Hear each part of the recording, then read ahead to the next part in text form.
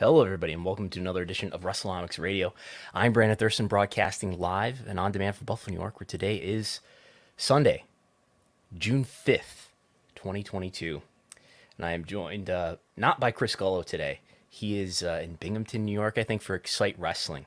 But joining us instead is Jesse Collings. How's it going? Who's fresh off a plane, correct?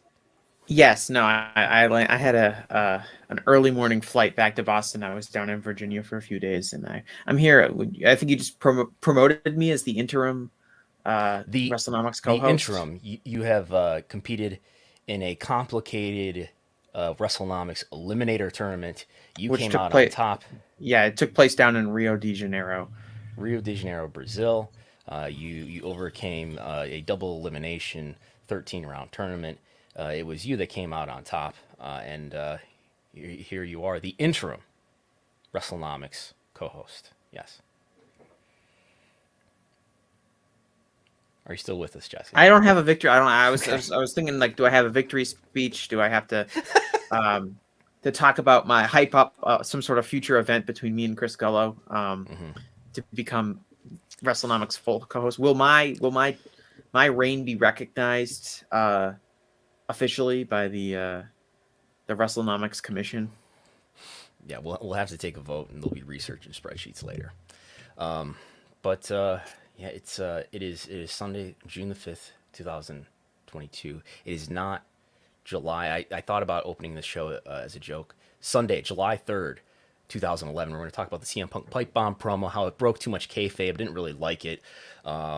It really distorted reality for me, and bad things to come. But no, we will talk somewhat, at least somewhat. Sorry about the MJF promo, at least the TV ratings related to it today, and also, and no, not many people have talked about this up to this point that I've heard. In fact, I've heard nobody talk about the Business Insider story that came out this past weekend. I believe Saturday is when it's dated, about W Business, about Stephanie McMahon. It's behind a paywall, which is why the aggregators, as far as I know, have not picked this up yet. But I have read it, and Jesse, I sent it to him. I think he's read it.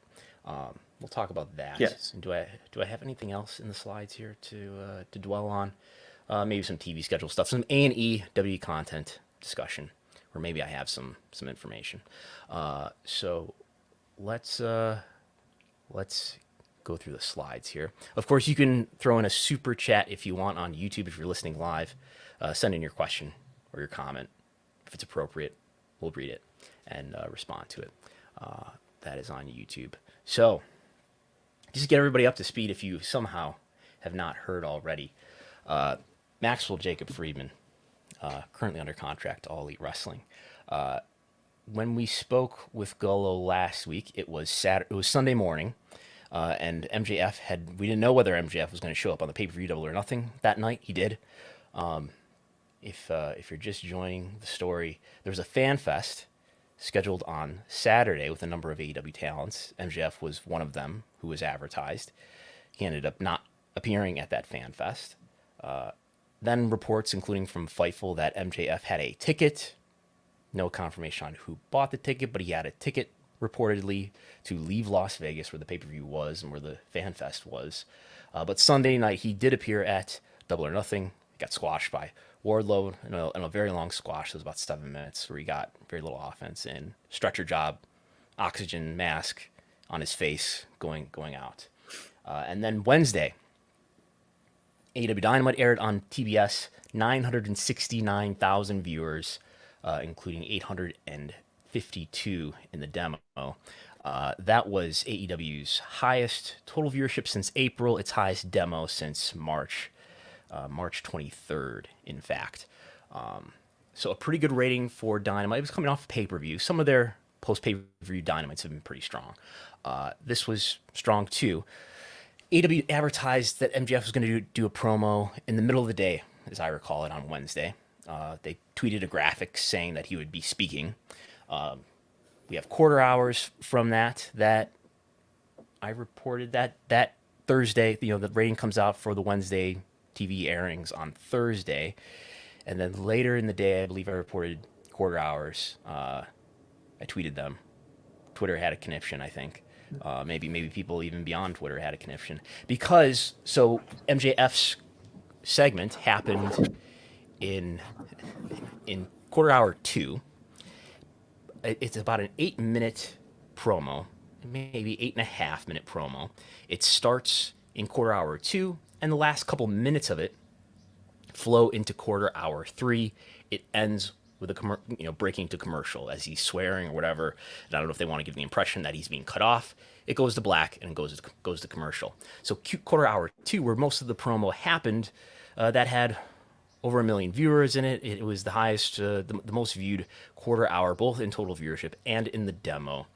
613,000 viewers it averaged in the demo.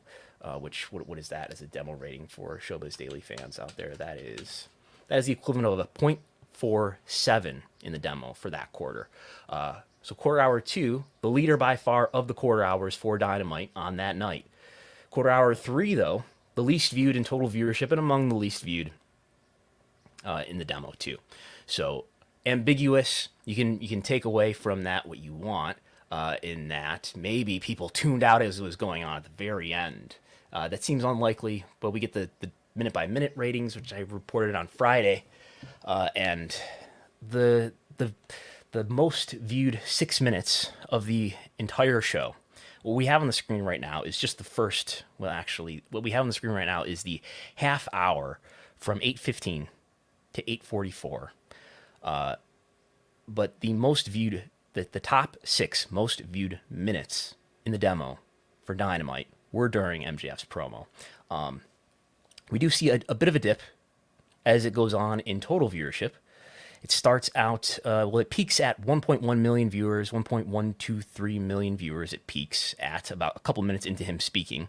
It starts to decline, I would say slightly, and then it grows a little bit at the very end. And then it drops dramatically into the ad break. So that's largely what's driving that big difference from Q2 to Q3. Any thoughts up to this point on what we've just reviewed, Jesse? First thing, I think it's worth pointing out that this was the first Dynamite in quite a long time that did not have competition from the NBA playoffs.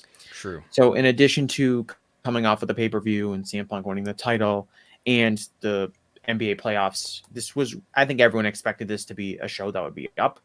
Obviously, I think the MJF stuff helped, but just for the sake of analyzing it, it's a show that was probably going to be up anyway, based on kind of outside of wrestling trends.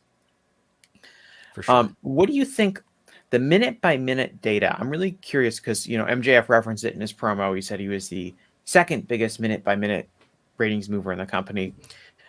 What does minute by minute data actually mean? I assume that there's a lot of noise in those numbers, just like they are with quarter hours, right? There's a million factors that could go into raising a quarter hour or losing a quarter hour, and you'd need a lot of sample size to probably draw any worthwhile conclusions from it. Minute by minute would seem to be an exaggerated version of that. And so I'm curious to know, are television companies, executives, advertising people, do they really look at minute by minute data? Do they care who a minute by minute biggest draw is? How big would someone have to be comparatively to the rest of their peers to really be extremely valuable as a minute by minute draw? How important is that data really, in your opinion?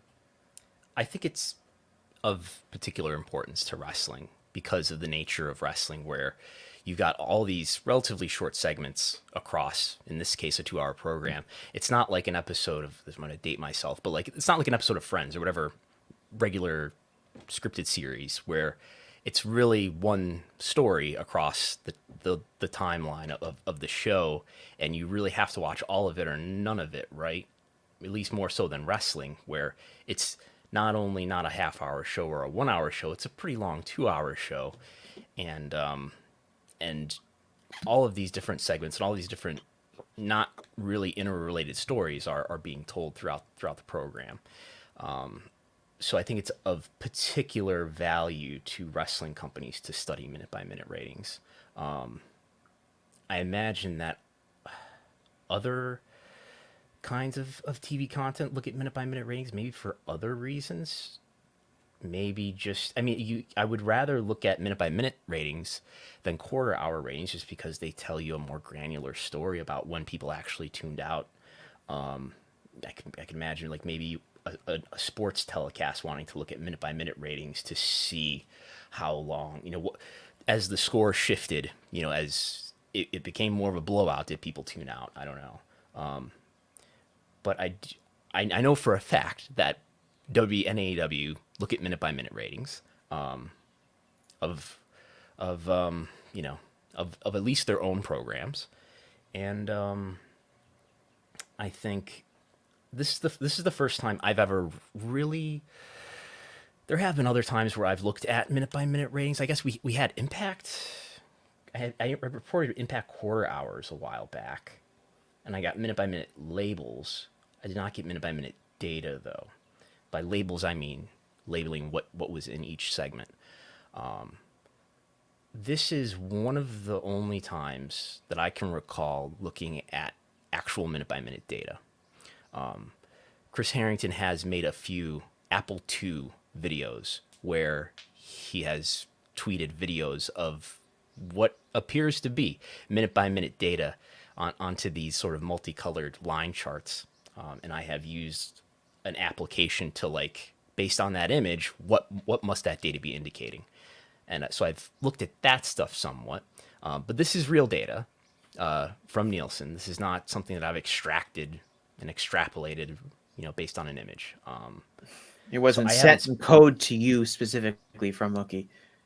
Right. Then there's another time where he made me look, convert hexadecimal.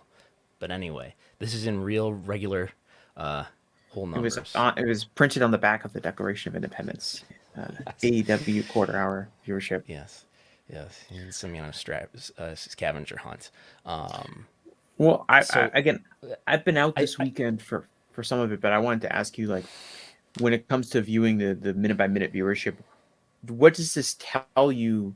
Because I feel like people have seen the minute by minutes and they'll have their own confirmation bias. If they maybe didn't like the angle, they'll say, look, as he was talking, people checked out. And conversely, if people did like the angle, look, he's the biggest draw. Look how, people were, tuned in when he started talking. Yeah. What does this kind of tell you specifically, the MJF, quarter segment? Yeah, and I guess I should add too. Yes, MJF says that he's the second biggest minute for minute, as he phrased it, draw in AEW. I have no idea, because this is the only time that I've really looked at Dynamite minute by minute numbers. So I would definitely want to have minute by minute ratings instead of quarter hours, because what I did with this episode, we can look at. We'll look at those slides in a second. But what I did here was, you could do this, for example. This would be a better way, on Wednesday, Golo and I are going to have a podcast for patrons, by the way, cheap plug, patreon.com/Wrestlenomics, where we're going to look at quarter hours and we're going to look at YouTube views, and we're going to try to see who are the biggest difference makers for May. And what I would want to do if I had the minute by minute ratings for every episode of Wrestling TV, which I don't, is I would want to look at it like this, as we are showing on the screen right now. I took every segment of this show, AEW Dynamite. I excluded the parts of the given segments that had ad breaks in them, because as we can see, for an example, on the previous slide that we were just looking at, or the part of the show that included the MJF promo, there it is. You can see this really dramatic decrease in viewership during the ad break. That's pretty normal. This was especially aggressive, but this is not that far out of the realm of the norm for what happens when there's an ad break on the screen. Picture-in-picture is not as aggressive, but regular ad breaks are more aggressive, as you would imagine. So anyway, I excluded all of the ad time during all of the segments. So if you got a match that went to ad break during it, we've excluded that time. And what I've done here is I've just ranked them, and I think they are sorted. I don't know that it even matters. I think they are sorted by the demo, but I don't think the ranking is any different if you were looking at total viewership. In any case, what did each of these segments average for viewership? And number one is the MJF promo, which averaged 1.2 .078 million viewers, 638,000 in the demo. That's the equivalent of a .49 demo rating. Followed by the CM Punk 6-man, followed by the CM Punk and FTR in-ring promo, followed by the CM Punk FTR 6-man against the Ass Boys and Max Caster. So that's how I would want to evaluate. That seems like certainly a much more ideal way to analyze segments than using quarter hours, where quarter hours are just these arbitrary 15-minute blocks of time where you've got segments, other segments happening within a quarter hours, multiple segments that have no relation to each other, where you've got segments that, if you were on right after a segment that did especially well, you've got a larger audience. You're going against different TV competition at different times. Sometimes, in the case of the MJF promo, you're got a given segment that's overlapping multiple quarters. But this is the way that I would want to look at it: is to go through the minute by minutes, exclude the ads, and you get a cleaner idea. I still think that even comparing minute by minute data to YouTube data, I think YouTube data might still be more of a clean way to analyze.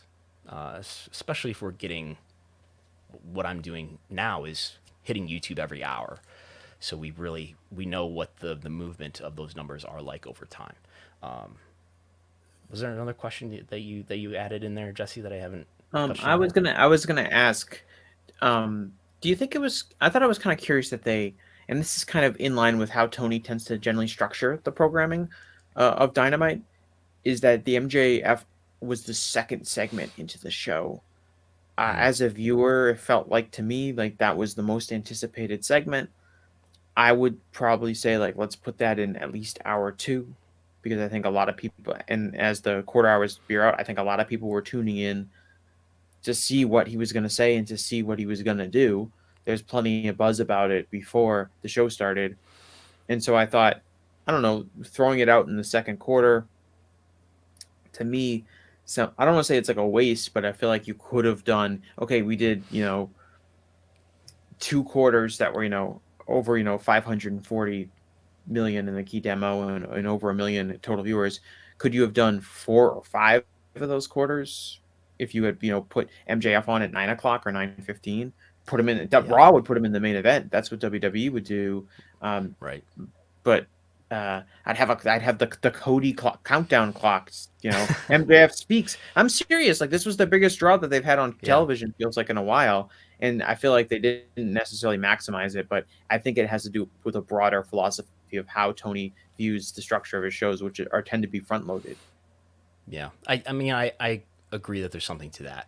I seem to remember a similar phenomenon during coincidentally the CM Punk and MJF feud, where a lot of their segments would happen early in the show, and then you'd see a lot of viewers. I feel like you had something that was highly anticipated. You put it on early in the show. You had a section of your audience that was really eager to saw it, and some of those people just tuned out at that point because they got what they were looking for, and they didn't feel like they as urgently had to watch the rest of the show. And that's what we see here, in that it peaks in Q2 and then it goes down greatly in Q3, and it never gets back over 1 million viewers. It never gets back much over 500,000 in the demo.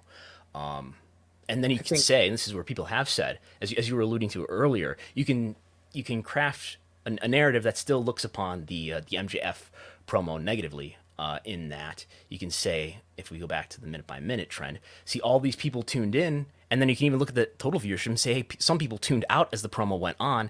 They tuned out in large numbers during the ad break, and then they never came back.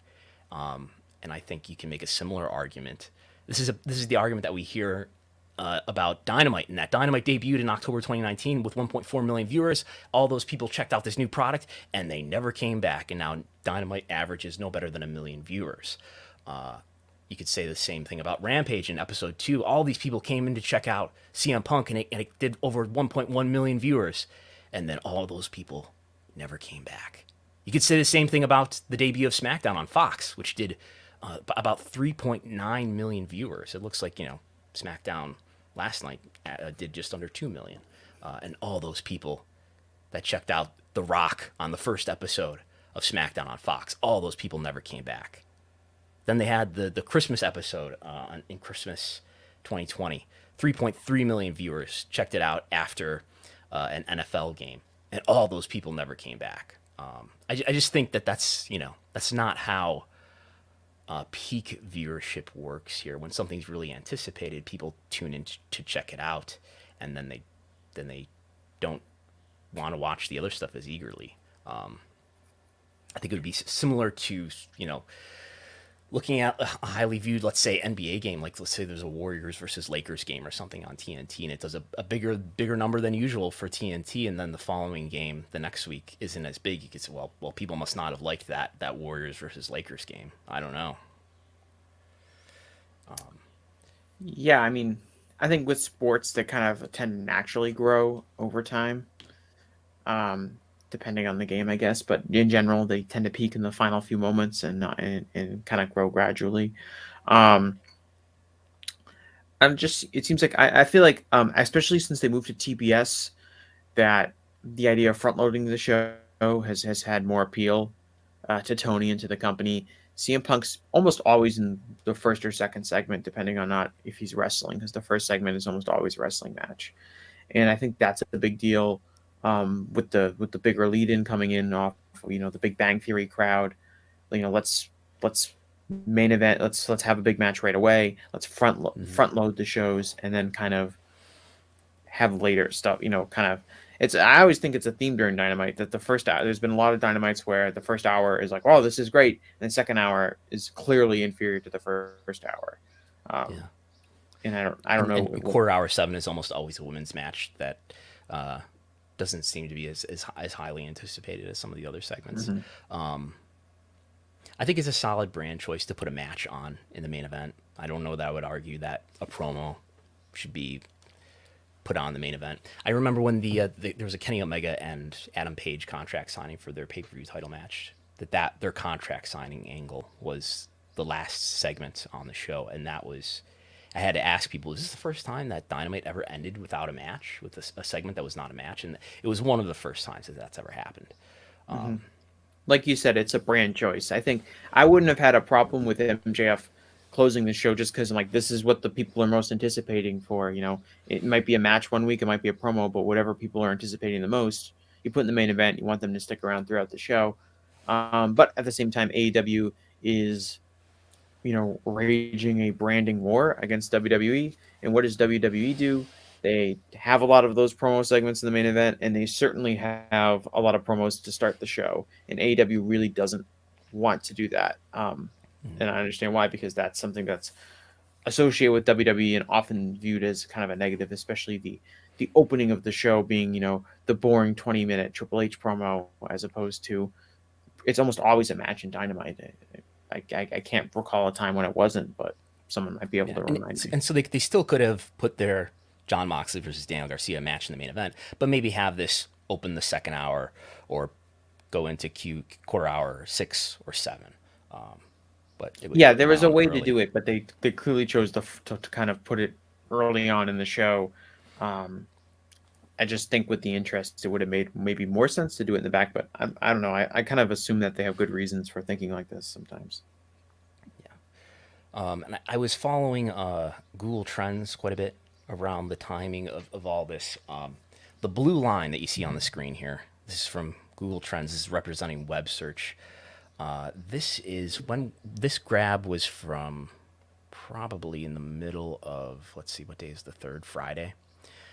And we see, this is back on the weekend, where you see Maxwell Jacob Friedman in the blue. His web search goes way up. It almost reaches the peak for CM Punk. CM Punk won the AEW title on Sunday night. So CM Punk's peak during Double or Nothing is higher than the peak of MJF, which is also during the pay-per-view, but also he's got a peak here on Saturday when the news is breaking about whether or not he's going to appear and how he no-showed the meet and greet. But then on Wednesday, the MJF search is during the promo and right after the promo. I believe this is at 10. The second peak is even bigger. After Dynamite has just gone off the air, as well as in this is I think this I got my mouse on this and people can't see it, but there's kind of two data points here at about the 75 index mark, and then there's another one just under the 100. That's probably 9 o'clock, and then this is hourly, by the way, or maybe it's minutely. No, I think it's hourly. But anyway, there's another one at 10 or 11. Anyway, MJF's peak for web search worldwide is higher than CM Punk's peak back on Double or Nothing night, and MJF stays above anybody else on this chart, which includes CM Punk, Adam Page, Chris Jericho, and Paige Van Zant. Paige Van Zant searches are very high for, and then this is continuing on into Friday night, where news starts to get floated that CM Punk has a major announcement on Rampage. He announces that he's injured, and the CM Punk searches do get back above the MJF searches. And I think they're getting close to near each other again. AEW has made a choice not to put the clip of the MJF promo on YouTube, which undoubtedly would have done massive YouTube views for what that's worth. It's really probably more of a marketing value than it is direct revenue on YouTube. YouTube generates probably about $1 per 1,000 views, roughly. Yes, it depends greatly on where those views are coming from, what region of the world. But if it did 1 million views, which maybe would have done more than that, but if it did 1 million views, that's worth about $1,000. So on an AEW scale, not a ton of money. If it did 5 million views, it would have done maybe about $5,000 in revenue. So they've not put the YouTube clip on YouTube. They've not put any other clip of it on their social media. I believe they've even removed the graphic that was advertising his appearance on Dynamite. His merchandise, MJF's merchandise, has been removed from the Shop AEW site. His picture has been removed from the roster page on the website. As an indie wrestler, that was always a source of drama when you notice that your photo is no longer on the roster page. It means they're not booking you anymore. And even the press photos that AEW sent out, that they send out for every Dynamite Rampage, and I believe pay-per-view also, has no pictures of the MJF promo, nor of what happened during the commercial break when CM Punk came out and came to confront MJF, and he jumped the guardrail and left.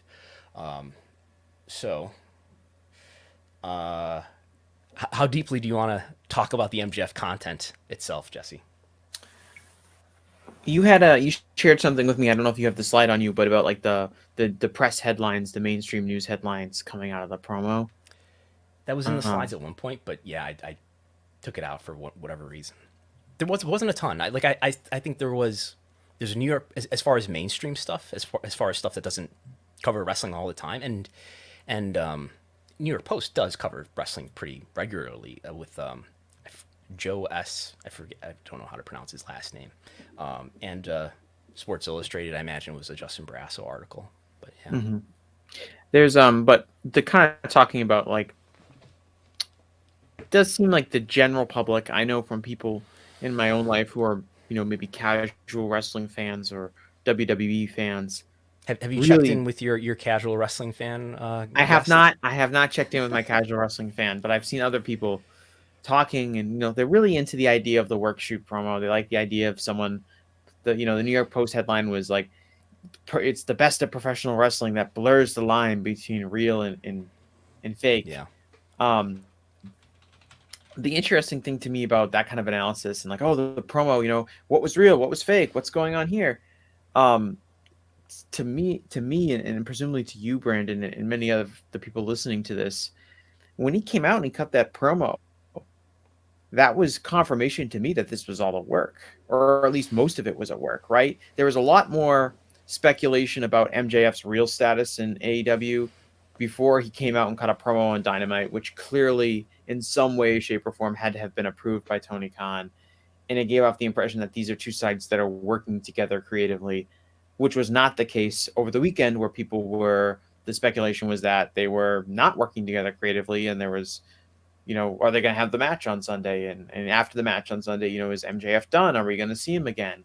But this, I just find the kind of, it's interesting to me to see the speculations is now people are now really worked up about it, when for me, at least, the whole promo was actually a confirmation that the lines are not blurred. This is very clearly one thing, as opposed to, a mystery, which the company, to their credit, has tried very hard, as we talked about, pulling the stuff from, pulling his merch, not pushing on social media. The company has clearly tried to convince people as much as possible that it is real, which any good wrestling company should be trying to do anyway, because that's your content.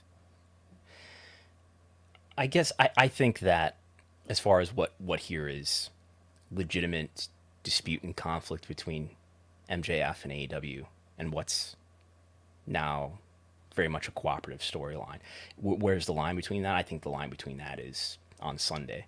I have no information about that. Nobody's told me anything.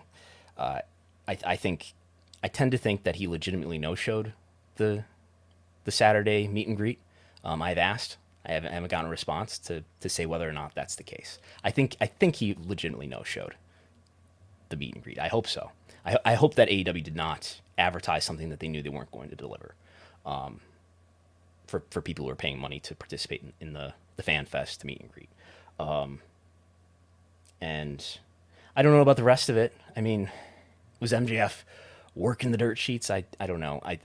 I do believe that Sean Ross Sapp went to a lot of effort to verify with additional sources the information that he was getting. But MJF clearly made it to the show, made it to the match, put over Wardlow in a pretty strong way. Some of the problem here is that this big, long feud that was supposed to put over Wardlow quite strongly, in a sense, they did everything right. But now MJF is such a big star coming off of this that Wardlow does feel like an afterthought. That's happening. He did have him do the promo. MJF do the promo. He did mention right off the bat that he's in a lot of pain, but he was stretchered out 3 days earlier. But yeah, I think it's an interesting choice to. I think it's an interesting choice to. By interesting, I don't really understand the thought process between not putting the YouTube clip on, not promoting what happened. I think you can make a. I don't think it. You're not convincing any. I don't know. I don't think you're like.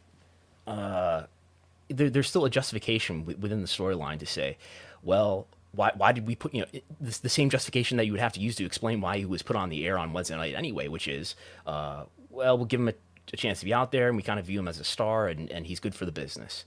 So that would justify as well why you would put a clip of the YouTube video on there, and so forth. It's quite an investment to do all these other things, like take his merchandise down, which I almost wonder if that's a legitimate step to take to penalize him, so that he doesn't make merchandise royalties or something. But yeah, go ahead. I mean, you could get away by just saying we don't censor our talents. We gave them promo time, and they what they say is what they say, and you could easily spin that as that. To me, the long term, you mentioned the Wardlow kind of overshadowing Wardlow's push. I mean, to me, it's like, if the idea is that Wardlow was going to become a bigger star than MJF coming off of that match, that wasn't never going to happen. MJF's a way more polished performer. He's got way more notoriety, even though I think Wardlow has improved a lot, and that the successful completion of his angle where he finally got his revenge on MJF helped him further along that journey. He's not going to be a star the caliber of MJF. He's probably never going to be that star. To me, it says more about MJF than it does about Wardlow. So I don't have that big of a problem with it. I think him not selling the injury and people I think that's kind of like those things that people complain about because it's some sort of breaking of traditional mold. But ultimately, if you really think about it, it doesn't really matter. Oh, now I believe wrestling is fake because MJF didn't wear a neck brace during his promo. It's is that really gonna change anything from a business standpoint that he didn't sell the injury enough? So I'm kind of dismissive of that. I think as a fan, to me, I liked his performance in the promo, but I ultimately wonder, and I think this is true for the entire angle, where is the actual on-screen conflict and what is the resolution to it? Um, in his promo, he alluded to feuding with Tony Khan. Tony Khan doesn't want to pay me. He just wants to pay these WWE guys. It's all about, Tony Khan and by proxy, AEW as a company and as an organization. And to me, it's like, well, who's he going to feud? Like, what is this? MJF needs to have a match now. Who's he going to actually wrestle in the ring?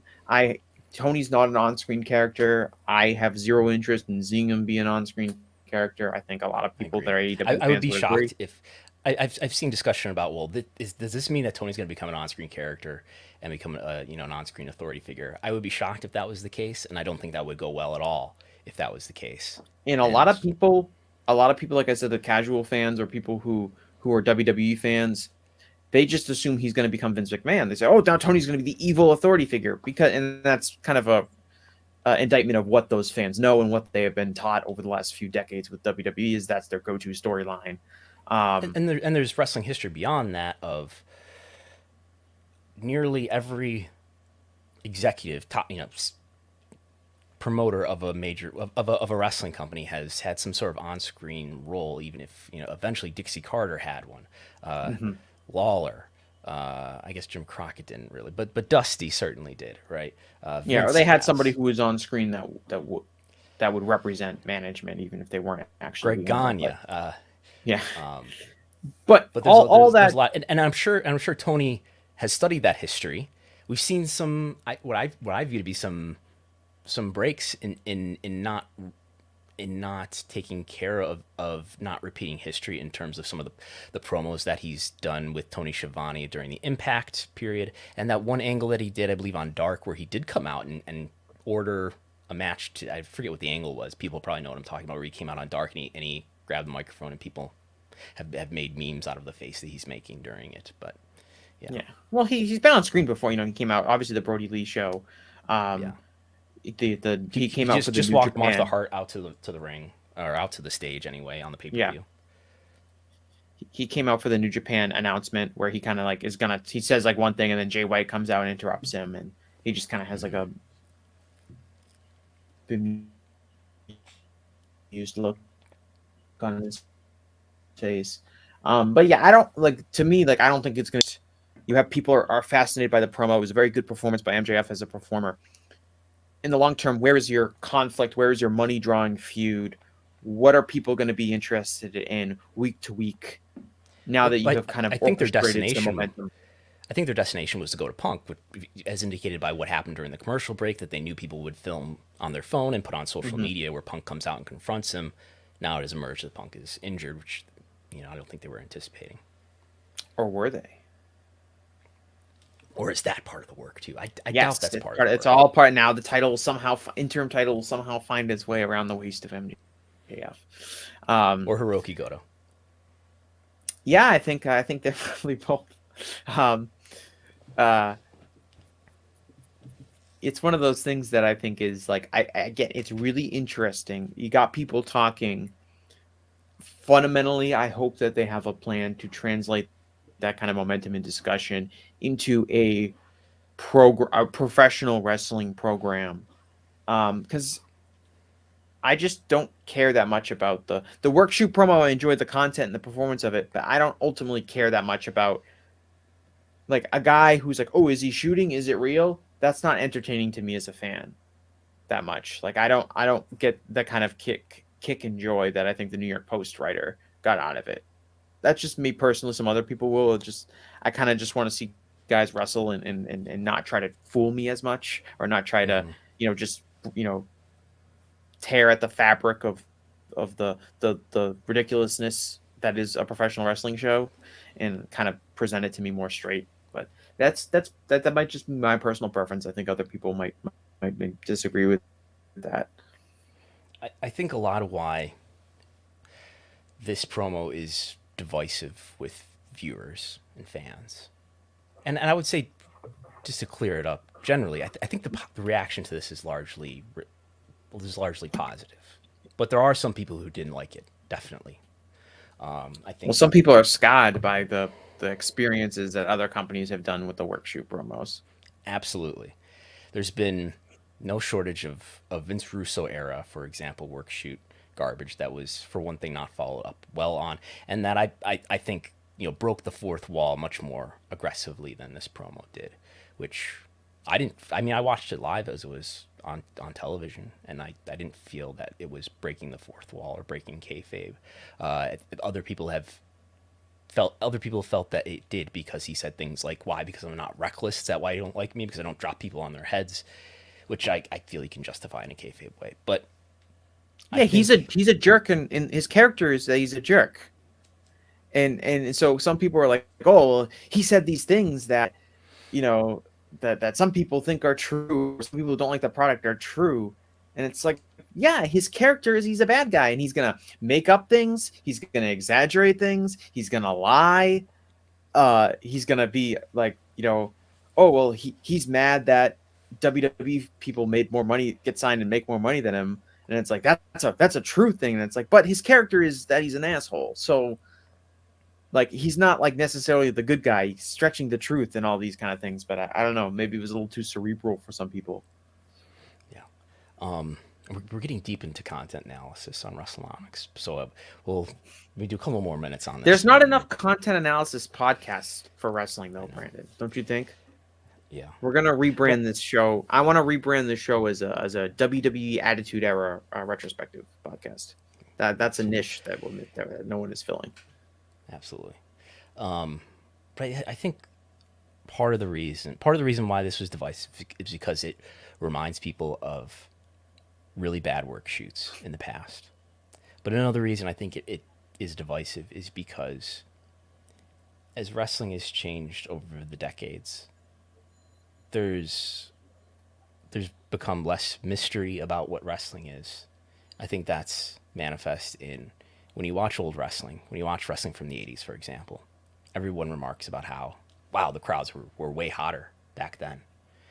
I think that's in large part because there was more mystery. And yes, the wrestling move technology back then was not what it is today, and people had not seen the things that they have seen today. But also part of it is that there was a mystery about what they were seeing, what was real, what was not. No, I don't think that people sat in the seats and thought they were seeing shoot fights, but I do think people had just a lack of certainty about what they were seeing, or maybe they thought certain matches were real and certain people were real. And there's none of that today because we've seen all sorts of things that tell us otherwise. So in light of that, there's almost like this crisis of faith with people in terms of understanding what heat is or what heat should accomplish.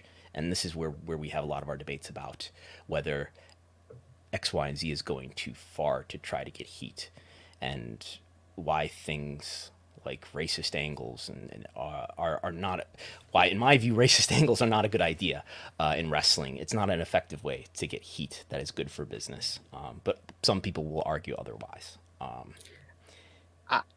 I think the solution to this is very simple. It is a conundrum in the sense that a largely educated wrestling fan base is always going to respond well to high quality work. And MJF is a high quality performer. So you're always going to have people who are going to enjoy him. They're going to get excited to see him. That might be even applaud something that he says because his performance is so good. But MJF has really, despite his fantastic performances throughout his tenure in AEW, he's never really been a babyface before. He's never gotten cheered against really anybody. Why is that? It's because he's faced babyfaces that people like and that people respect. I think we live in a world where WWE has done such a bad job with their babyfaces over the years that people naturally end up liking the heels because the heels are somewhat more likable than the babyfaces, or they're certainly more interesting than the babyfaces. But when MJF is wrestling CM Punk or he's wrestling Wardlow, he's not getting cheered in those feuds, even though he was brilliant in them, because the fans like the babyfaces enough that MJF can get heat in that kind of old-fashioned way without overshadowing his partner or whoever he happens to be working with. But I think because just WWE's been so bad at that, a lot of people have a hard time grasping that. Like everyone seems to think that like you have a great heel and that you make a great babyface using that heel heat. But it's more of a balance. You have to have a really good babyface to kind of enhance the heel heat in that way. Right. We have a super chat. I see. We'll yeah. Oh, sorry. You're fine. I guess what before we get to the super chat, we could leave it on the screen. I've said before, and I think this is true still, that if wrestling is going to have a significant growth in business, if a wrestling company is going to, I don't want to go so far as to say have another boom era, but if a wrestling company is going to have significantly more popularity and economic success than it has currently, whether that's AEW or WWE, I think it's going to be on the back of a star who has never been a main eventer yet. I can say CM Punk, since the summer of 2021, has done some positive things for AEW. So that's significant, right? I guess I'm imagining something a little bit more than that, though. And this is the first moment where I've felt like it's pretty clear who that person could be. Yes, you have the pillars that people look at as potential future stars who have potential, but this now the blurry vision is becoming sharper in terms of who a new top star could be, who could really help their business. Okay. Chicken Pom Pom says, from there, looking historically on the matter of work, shoot, and entertainment, did the CM Punk pipe bomb promo see an increase in ratings on the back of that momentum? So I actually have something related to that, and then we can look at the ratings also for Raw during that time. But what I have here is the Google Trends in 2011 for CM Punk in the blue here on the screen. In the background, just for reference, to get us some frame of reference about how much people were searching for CM Punk, we got an orange line or yellowish line that represents John Cena during the same timeline. This is running from March 15th, 2011 through, I think this is actually November 30th, 2011. And this is daily data. These are daily data points. And we see this massive peak the day after the pipe bomb promo. We see another peak right after the Money in the Bank match. And then we do see, I guess my takeaway from this is that it did, for what this is worth, it did result in a sustained increase for web search related to CM Punk. Not nearly as high still as John Cena's sustained web search trends, but higher. Okay, but that's not TV ratings. TV ratings we will look at here on the actual Wrestlenomics viewership spreadsheet that you can get access to at patreon.com/Wrestlenomics. And I think the answer, Chicken Pom Pom, is going to be no. It did not coincide with an increase in viewership, the pipe bomb promo. So the pipe bomb promo is what date again? Because I have it on here. It is the 27th of June. The pipe bomb is 27th of June. I'm pretty sure, right? Because I looked this up to label. No, this, you're right. You're right. Chart. The Money in the Bank is definitely July. But anyway, so if we scroll, let me put this back on the screen. If we scroll to, actually, why don't I hide these columns so maybe we can see this a little bit clearer. What I have here highlighted is the column P2, that's total viewership in thousands. Raw, of course, doing 4 or 5, 6 million viewers sometimes in 2011. So what we have is, this is the Pipe Bomb promo episode. 4.85 million viewers. 4.85. The next episode that he's not on, right? Because he doesn't appear again until Money in the Bank, I believe, does 3.7, 3.6. The pay-per-view after, is that correct? After, no, this would be right before. And actually what we're looking at is each hour, but that's fine, right? Big difference here between, no, I'm looking at different episodes. But big difference here, like so this is the episode right after Money in the Bank. I don't have it on the screen. There we go. Right after Money in the Bank, we have hour 1 doing 5.98 million viewers. Hour 2, these are in reverse order. Sorry about that. Hour one doing 4.7, hour two doing almost 6 million viewers, 4 million viewers. But if we scroll, what we definitely don't see is like being in the range, say, of June of 4 to 5 million viewers. We don't see it get dramatically higher, right? If anything, going into the fall, we get an episode on September 12th, probably against the first NFL game, I would guess, under 4 million. So no real difference in viewership. Certainly not a positive difference. I do think that it made CM Punk a bigger star, and that helped your brand overall. He probably sold a lot of merchandise during that time. We don't have any data to back that up, but I think that's the general consensus takeaway. You also have to kind of go back and look at, as good as the pipe bomb promo was, and as good as the main event, the Money in the Bank, match and subsequent angle was at first. WWE probably didn't capitalize on that from a creative standpoint the way that they probably could have, and perhaps MJF and AEW can capitalize on this in a way that maybe WWE did not. I've seen that kind of same argument. Someone mentioned that this MJF promo reminded them of a promo that Vince Russo did in TNA in 2003, and that's that never drew anything for TNA. And it's like, well, Vince Russo is not MJF as a performer, and Tony Khan is not Vince Russo as a booker. So I think all of these kind of have to be viewed as a vacuum of how well they can be. I don't think a ceiling can really be put on them just because they happen to contain somewhat of the same elements. Yes. But I understand. I mean, wrestling fans are traumatized, understandably. Yes, I was listening to Wrestling Observer Radio, and Brian, who's done the Death of wrote the Death of WCW book and has done all the watch along audios and stuff like that, is traumatized by this, and I don't know. I don't necessarily think it's illogical, but I think we can look at each scenario on a case by case example. And a big problem with a lot of those WCW shoots, work shoots, whatever, is that they were at the locker room. Is that happening here in AEW's case? That's the key point, I think, to this is what is. And let's talk about why that's a problem. Because it breaks the trust relationship between the wrestlers, the talent, and management, and that's not a good thing. So is that happening here? I don't know. Wrestlers who are often paranoid already, yes, about their pushes and about information and all of that.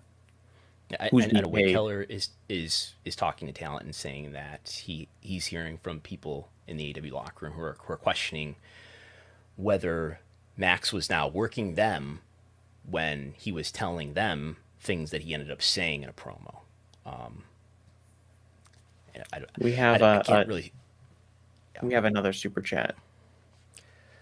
Louis says, can we empirically calculate how much TK's momentum or how much TK's commitment to the work is costing him through AdSense, merchandise, etc.? Is it a worthwhile sacrifice? And as we talked about, if we're talking about YouTube ad revenue, again, let's be aggressive and say that clip would have done 5 million views by now. Well, that's about $5,000 that they're out of.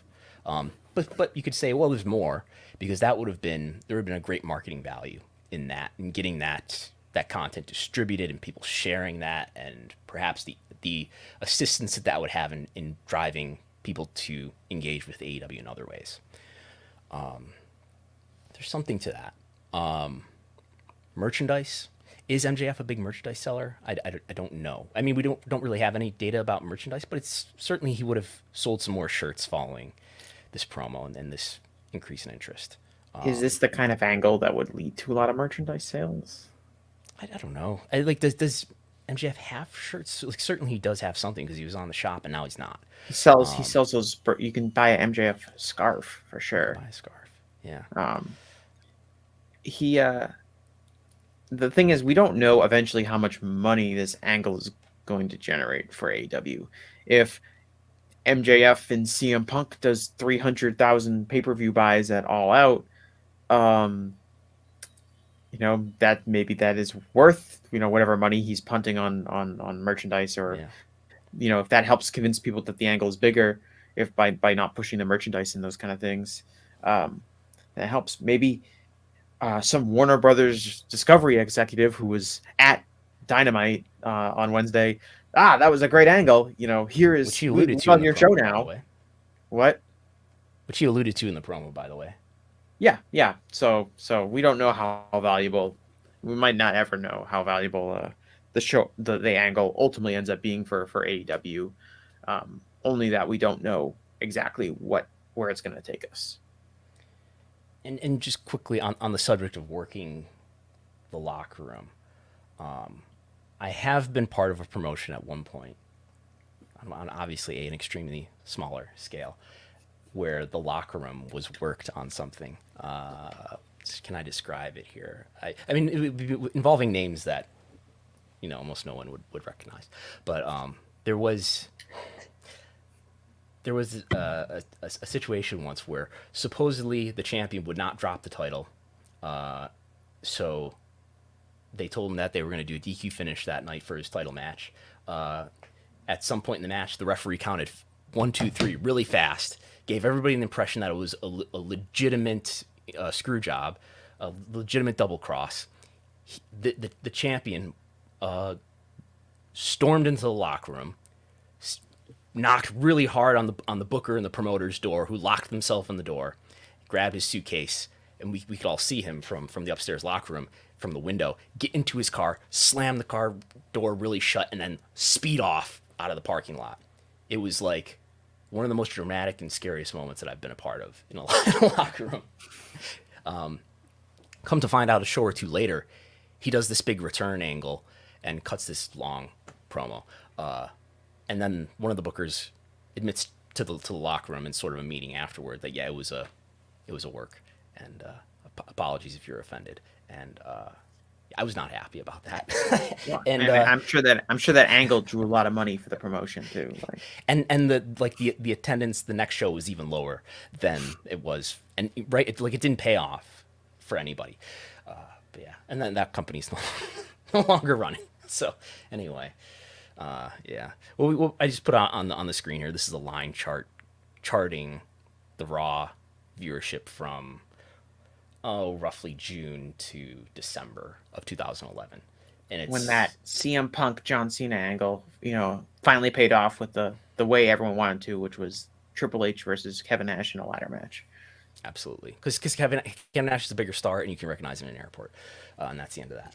And what the trend is, it's a slightly down to the right, slightly down to the right trend, but it's also going into NFL season, which you'd expect. There's also much broader trends going on with WWE's overall popularity and other wrestlers, producing their schedules and fading away and not being other stars not having capitalized on this.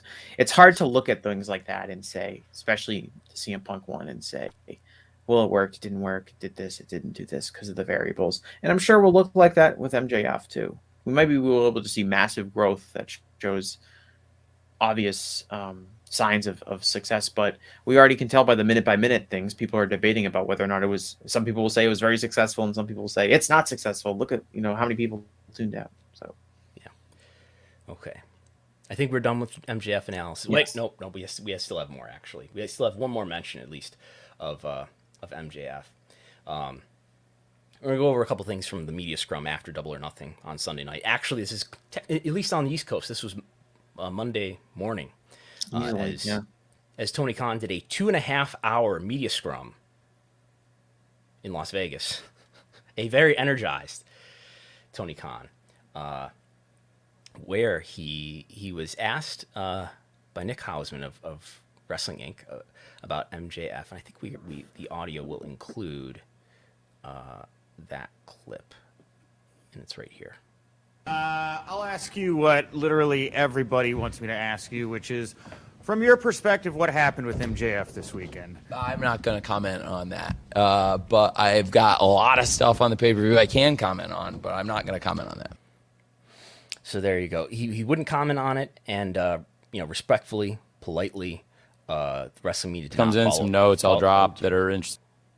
Respectfully, politely, the wrestling media did not follow up on that because the wrestling media's job is to be friendly to people in wrestling. So understandably, they did not follow up on that. Agree, Jesse? Yeah, I've talked about this with some other people this past week when it comes to the kind of press conference. My take on it is that, like you said, like your job as a media member is to. Some people say like, oh, it's your job to make him uncomfortable, and you got to ask him the hard questions. And it's your job to make him squirm. That's not exactly how I would describe it. I would say it's your job to get information that is interesting to your readers and for the help the websites that are you either run yourself or are being paid to cover. And as Nick says in that conversation, I'm going to ask you the question that everyone wants to know. It's the biggest story that anyone was ever talking about that weekend. I'm sure everyone wanted more MJF information. And Tony's response at first is, I don't really see anything wrong with Tony's response. He just says, I'm not going to respond to that. But someone else needed to follow up and say, ask him again and get something a little bit more substantial out of him.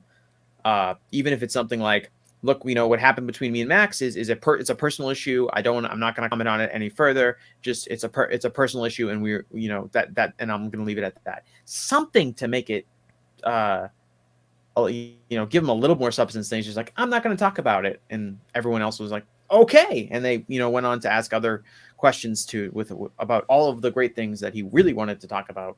I just thought it was. I think Rich from VOW has made the point. This is a good point that he could have asked, okay, you don't comment on it, but can you tell us why, at least, and maybe that would have led to information. Yeah, I mean, if you're a journalist, you want to get information out of Tony. Get him to say something that you can then use as part of your story and your coverage of this. And if it's Tony's job as the promoter who's having this press conference and as the guy who owns the company who is answering questions from the media, to find a way to artfully, respond to those questions that you're being peppered with in a way that protects your business. It's not the media's job to expose, the company. If you're going to have these media scrums, you have to be open to being asked those questions. Even if you over and over again, even if you're like, I can't talk about it, I can't talk about it, I can't talk about it. That's fine. But the fact that he wasn't pressured to it, I think was disappointing. I don't know if I talked about it on this show before. We talked about it personally. It's in general, I'm disappointed by the conduct of the wrestling media in these press scrums. I wish it was a little bit more professional. And it's very unlike press scrums and other media. How is it different? Describe for people who may not be familiar. Just the attitudes of people when they're asking the questions and when they're talking. It's people really like to give their opinion about something, usually in a positive way, before they ask the question, which is like, I thought this angle was really great. What did you think? That kind of, okay, well, we don't really care about your opinion of an angle. If you're asking a question, you're trying to get this information out of somebody. Ask the question yourself. If I'm interviewing a politician, or I've been in media scrums where I'm talking to a state senator, or the governor, no one's like, hey, governor, I love your program with, for free school lunches. Why was that such a great idea? That's just not how you would conduct yourself in a professional environment. And I get that these people are probably really happy that they're getting to do the press conference and they like to think of themselves as being friends with the promoters and the talent. But just overall, I find like the applause when people would enter. Like imagine going to the NBA finals, right? They have a press conference after every game. There's a lot of media there. The Celtics just won game 1 on Thursday night. Like if Al Horford comes out, the media that covers the Celtics is not all applauding him for his good performance. It's just, weird forms of conduct that I find unique to the media that covers professional wrestling, and probably stems from them not having a lot of experience at this, or not. And this has not really existed for very long. This kind of H setting did- doesn't, did because media WWE scrums. because WWE doesn't have press conferences like this and press scrums like this.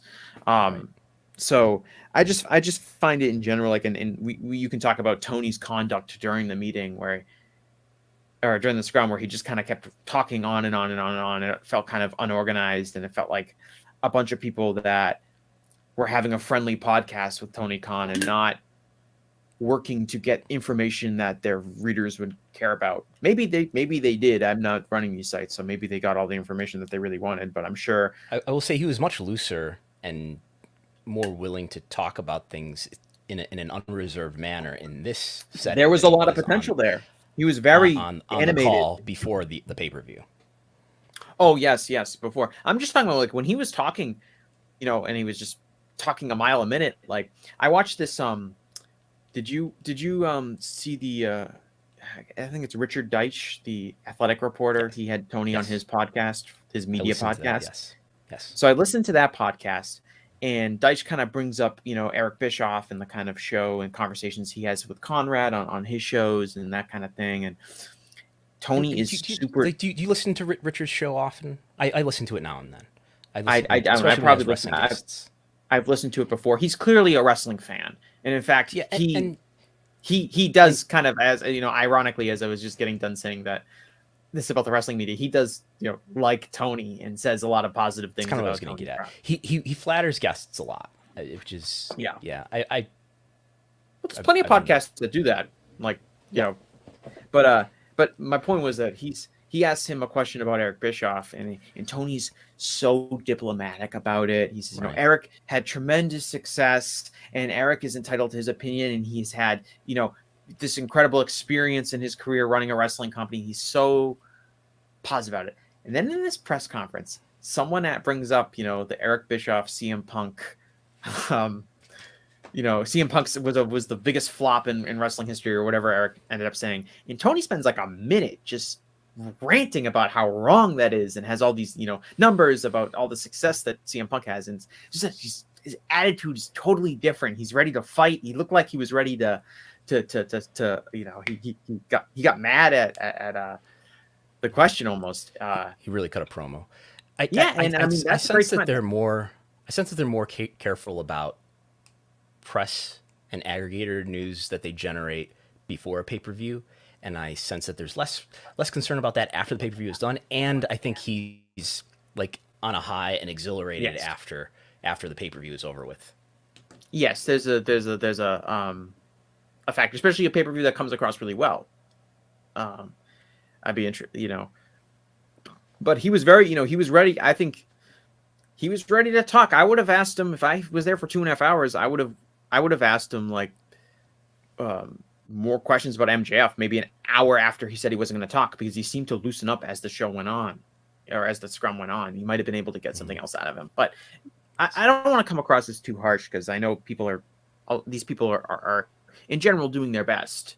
I just wish it was better. And coming from a non-wrestling media background, I think the contrast between the way wrestling media has chosen to conduct these press scrums is very different than if we're covering a politician, or we were covering a big company or sports or anything like that. Yeah, and I guess the stakes are certainly lower than politics, but it's comparable to sports, I would say.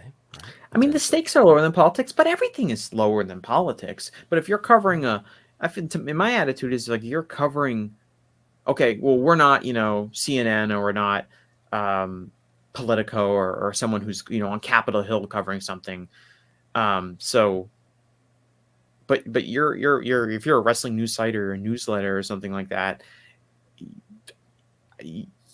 yeah, okay, you're not, the stakes aren't important. We're not talking about the freedom of the free world, or the security of the free world, or natural disasters or anything like that.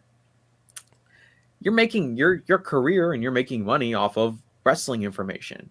So you should take that pretty seriously, just the way anyone else takes it seriously. And I think they do take it seriously. I just think that's for some of the media members, the definition of, professional conduct in the setting is different than mine, coming from a background where, we're not covering wrestling news, we're covering other things. And I think there's a huge tension between, partly because this is new, but also there's a tension between protecting relationships with people and actually gathering information. Well, and I also thought things Sean Ross Sapp had some scoops during the weekend, right, about the MJF scenario. He had the plane ticket. He had some other information for Sean. If he's sitting there in the press scrum, and I don't know if he was there, but he probably was. He was not there, but yeah. No, he wasn't there. Other people from Fightful were there, but he was not. Yes. Okay, because I was gonna say I don't remember him hearing a question, but I would imagine that he'd be there. Will Washington from Fightful was there. A lot of other people from wrestling news sites were there. If you're Sean, right? And I'm thinking competitively from a media atmosphere. If I feel like I can get the scoop myself from what's really going on, there's no benefit to me pressing him in the press conference or trying to get the information in the press scrum, because then everyone can get that. If Sean's like, hey, what about this MJF situation? And Tony tells everyone in wrestling media what the situation is, that doesn't really help Sean at all. But if he thinks that he can get the scoop himself and put it behind his paywall, that's him just thinking like a businessman and being like, okay, well, why would I get this information in public when I can get it privately? And I know Dave asked about MJ. I think Dave did ask. He asked Tony like, "Oh, will we ever see MJF again?" And Tony said he can't comment on it. But for the people that are kind of getting scoops, I can understand in a press conference setting not pressing him. But I get that's among the things that I would struggle with is like, well, what's the higher priority here? Like getting information that will help me generate revenue. For instance, getting a news story separately away from the rest of the media so that I can put it behind my paywall, or is it a higher priority to just get that information out there and let people be informed? Maybe there'll be some side effects benefit for me, but what's the higher priority there? What should be the higher priority there? It's an ethical quandary. Ethically, you should say, I want him on the record in front of everyone saying this information, because my job is to present the truth. But all of these people are business people to an extent, whether they work for a site or they run the site themselves or the newsletter themselves. And so you might say, I'm sure you can say, I want to get the information myself, maybe privately, because I'll be able to achieve greater financial revenue from it. And I don't know, journalists are kind of a job where sometimes people will openly criticize you for wanting to get more money or wanting money, period. So I can understand. I side, with the people who like, again, I'm projecting a lot. I don't know Sean at all, but if just using him as an example, like I would side with him and be like, yeah, if I feel like I can get the information myself and it'll benefit me, if I've got this really important exclusive scoop, I'm not going to ask in front of everybody. If I feel like my information is reliable and I can confirm it, and it's not like something that was made up to me and I'm going to look stupid and it's going to be disinformation, that's different. But if I feel like I can get a reliable scoop and put it behind my paywall, I'd much rather do that than to get it out in the open for everyone. News information isn't free. It really, maybe it should be for subsidized, if you're subsidized by something, but it's not. The business. I have struggles with stuff like that and stuff like how hard should I promote this Patreon, which is the link is up above here, and like should I brand information like the minute by minute ratings, for example? Nobody had that. I had that and I reported it. Like should I be promoting it and like calling it exclusive in all caps and things like that? But I think that reflects onto a brand that there's a desperation here for you to give me money so that I make money. And I look at all these spectacular things that I have, as opposed to I just want to tell you a clear story about what the information is and what the truth is.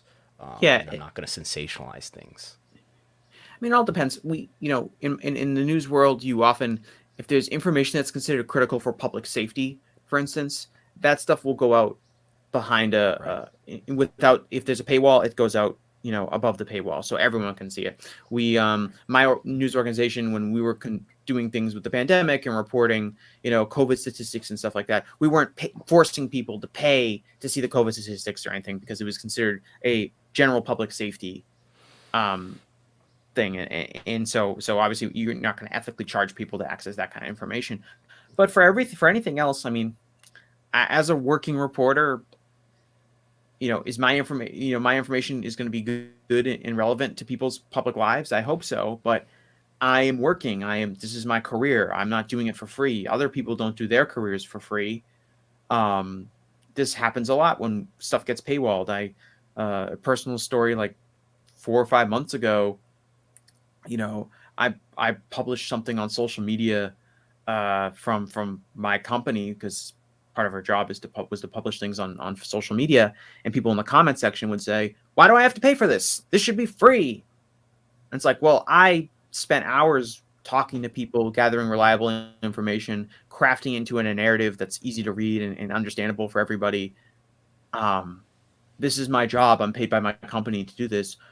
Why would this be free? The same way that if you were to order a hamburger, why would the hamburger be free? Like, but people, for some reason, a lot of times, and a lot of it's because the internet news has conditioned people to expect this information to be for free, and Twitter has conditioned people to expect this information to be free. People have a hard time paying for it. Before the internet, if you wanted wrestling scoops, you had to buy a magazine or subscribe to a newsletter, all things that cost money. You didn't just get it for free. Yeah, but we're ever more, not to lament young people, but we're ever more living in a world where people just weren't born at the time that was happening. CJ128 asks us, if that same reporter pool had a press conference with Vince McMahon, do you think the tone would be the same? Thank you in advance. Thanks. I don't presume to know what each individual reporter in that pool feels about Vince McMahon. So I don't really want to comment on anyone specifically in that pool. I think in the wrestling media, there's a lot of reverence for Vince McMahon. And you could see maybe in the reaction to the Pat McAfee podcast, which a lot of people said was amazing. Later. Yes. Yeah. So I would say that, I would say yes, if just to give a general thing. But again, I don't know what each individual reporter feels about Vince McMahon or the kind of questions that they would ask him. But I would say in general, the attitude would be the same, which would be like, I want Vince McMahon to like me and to have a positive relationship with him.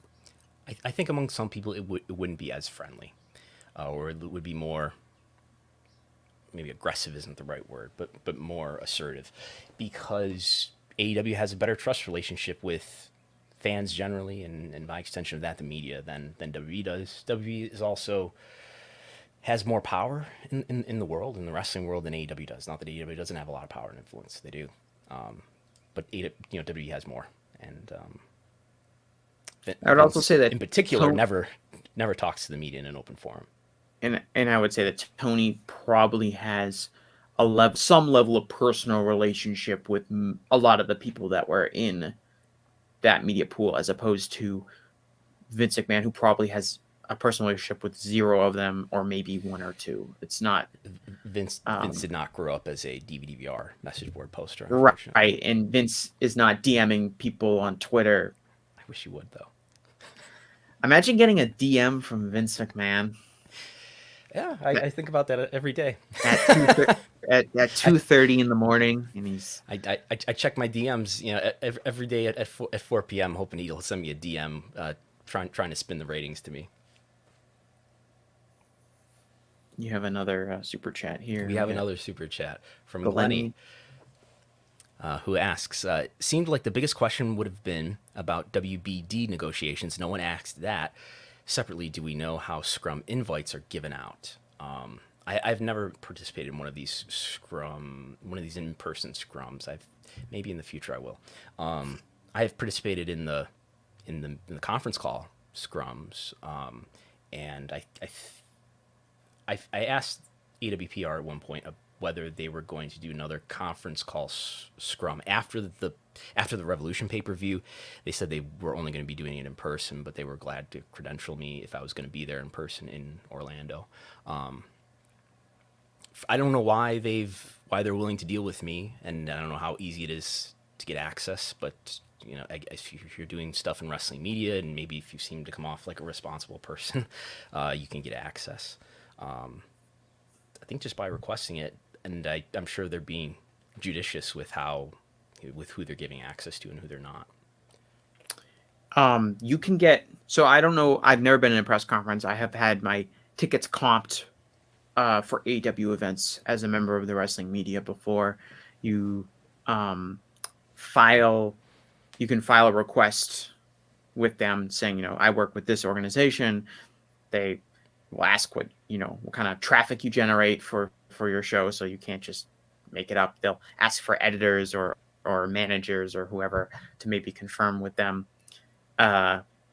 So that happens. I assume it's similar to getting invited to the scrum is if you get a media comp for the pay-per-view, you will get invited to the scrum as well. Maybe it doesn't work like that. I can't quite confirm. I assume that most of the people that are attending the scrums are at most of the scrums. It's if you watch them, it's a lot of the same people, a lot of names that we're familiar with. It's Nick Hausman, it's people from Fightful, it's Denise Salcedo, it's Meltzer, it's a lot of the people that you would know. I know that they have changed their media relations. So the comps used to be, I think, internal and has gone to a third party. And the third party system is a little bit more critical of who they're giving out comps to. Because I've had comps accepted and I've also had comps denied. For AEW? Mm-hmm. Okay. And I've heard that they've really cracked down on who they're letting in. I'm going to try again. So this is a comp to also be a member of the media at the show? Or just Yes. like a comp? Because, so was this like in Boston? Yes, I got comped once to go to the Dynamite in Boston, the second Dynamite in Boston, which was in, I want to say, October of 2021. And then they did another one in February, March, and they said that was denied. But there was no scrum or anything as part of There's that, no right? scrum. No, there's no scrum. I'm kind of projecting here. I'm assuming that if you get your media comp, you were invited to the scrum. Maybe But you're there's not. no- Maybe it's more was it like a selective. media press box, or they just gave you like a They seat? sat. It was actually really cool. They sat us in the They sat us in like near the hard cam setup. So they have a section. I was at the show. Some other people from the media that are local people. I sat next to Josh Nason, of F4W. Justin Barrasso from Sports Illustrated, who's from Boston, was there. There are other people that were, I presume, comped that were maybe not media people, but were comped for other reasons. Drew Cordero was there from Beyond. Some other independent wrestling people were there. Another guy from the Observer, the Observer website was there. I can't remember his name. Mike Delacameron. He was there. So just Boston people were there, and they sit you and you just watch the show, and presumably you're covering it. I was doing stuff for Wrestling Inc. I was live tweeting from what we were seeing in the arena. I was passing on Rampage spoilers, off camera notes, that kind of thing. I assume a lot of people are doing those things, and that was comped once for me, and then not comped when I tried again. I'm gonna try again for the show in Worcester, but I think I'm gonna use. It'll be interesting. It'll be a test. Maybe I shouldn't admit this on air, but I will be using my shoot job credentials as opposed to the wrestling media credentials, because I think they'll favor me more if they think I'm mainstream. I'm gonna be covering for mainstream press, which is true because it's gonna being in Worcester is closer to my coverage area than the Boston show. So, Are you going to get an article in your local publication about AEW? we'll see what my editor says. Right. You have to be there first, though, to see if you can even. I pitch it. will have to. I have no means of getting there if my ticket is not Honestly, I could pay for the ticket. It's a really it's a really fun experience. When does the wrestling media hang out with each other in public? I had never met Josh before in my life, but I happened to sit next to him. We had a great conversation for 3 hours. I think it strengthens the wrestling media a lot by having that kind of experience, by combining them together and getting them to watch the show. The episode of Dynamite was really good, so that obviously helps. It was the Halloween episode where they were in the Ghostbusters costumes and Hangman Page was in the Stay Puft Marshmallow Man.